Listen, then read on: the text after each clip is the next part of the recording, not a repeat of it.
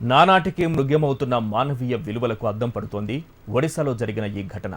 భార్య మృతదేహాన్ని వాహనంలో ఇంటికి తీసుకెళ్లేందుకు డబ్బులు లేక 10 కిలోమీటర్లు మోసుకుపోయిన భర్త ఉదంతం కళ్ల ముందు కదులుతుండగానే అదే ఒడిశాలో కలకలం రేపింది ఈ ఘటన.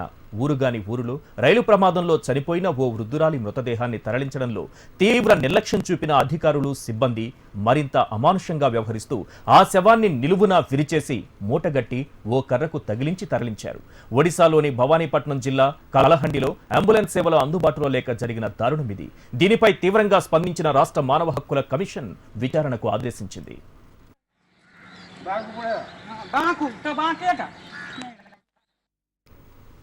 నానాటికి మృగ్యమవుతున్న మానవీయ విలువలకు అద్దం పడుతోంది ఒడిశాలో జరిగిన ఈ ఘటన. భార్య మృతదేహాన్ని వాహనంలో ఇంటికి తీసుకెళ్లేందుకు డబ్బులు లేక 10 కిలోమీటర్లు మోసుకుపోయిన భర్త ఉదంతం కళ్ల ముందు కదులుతుండగానే అదే ఒడిశాలో కలకలం రేపింది ఈ ఘటన.